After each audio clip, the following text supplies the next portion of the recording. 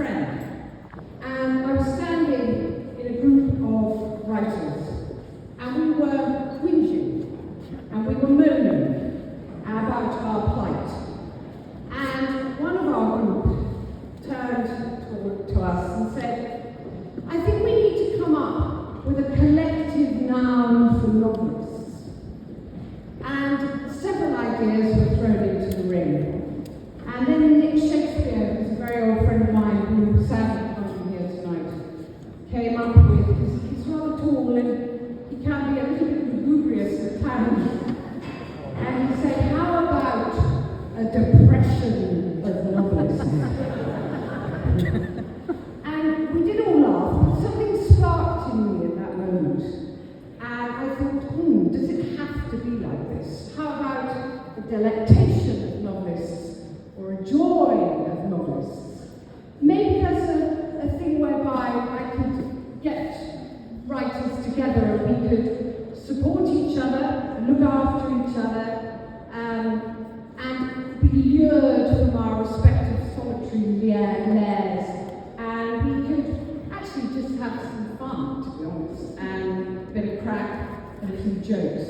So that was the sort of beginning of the idea of the collective side of the Authors Collective, clue in the name.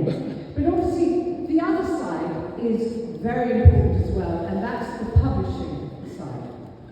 Now,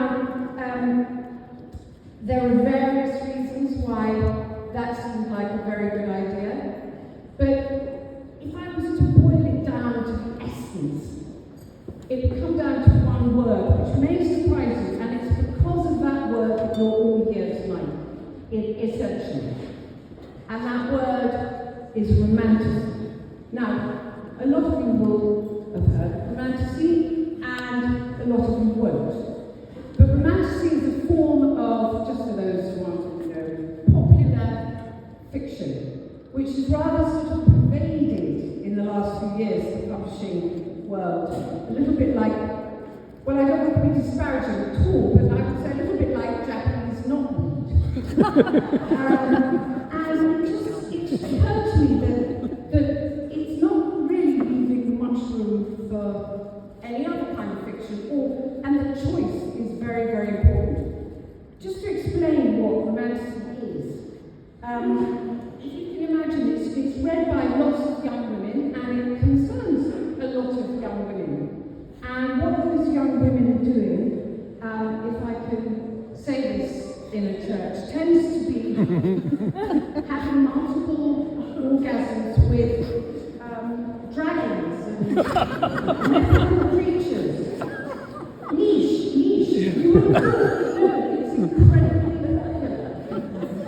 But I don't know, I can't speak for all of you, but just speaking for myself, when I go into my local doors, it's a romantic novel, or as another great friend who couldn't be here tonight, who's a great inspiration to me and Authors Collective, James Runcie.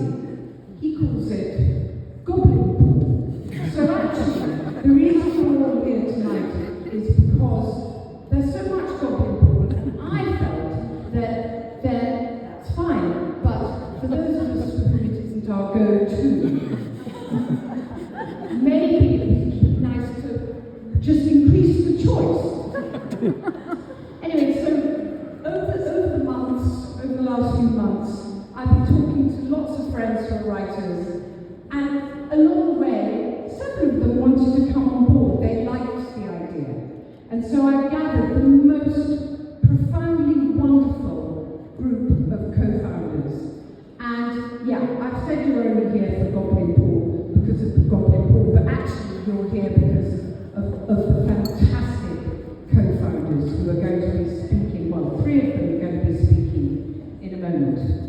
But one of the early supporters and collaborators, and a great, great old friend, Mark McCrum, at the beginning of this,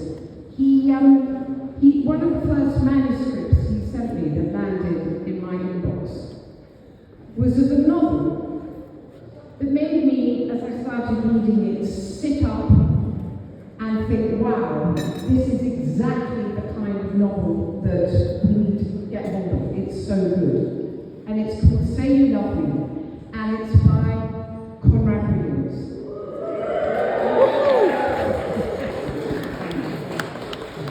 It's completely wonderful in so many ways. It's obviously, goes without saying, intelligent and beautifully written and all the rest of it.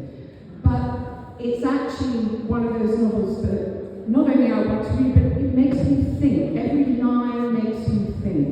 And it also makes me laugh. It's about an elderly man who's dying. It's about his relationship with his adult daughter. It's about that adult daughter's relationship with her sister. It's about all three of their relationship with lovers, with ex-lovers. It's about the human condition. And it's incredibly funny, and I absolutely loved it. And luckily we were able to acquire both it and Conrad. And what I really want to say is how proud I am that both the book and Conrad I'm associated with them because they're now with Authors Collective. Conrad is not just an AC author, he also became a co-founder and has become, in a very short space of time, an extremely good friend. And that, after all, is what the Authors Collective is all about. And it's a completely wonderful novel. I could list its qualities for a long time. But I think I must just say that amongst the many qualities it has, many qualities, what it doesn't feature at any point is a dragon.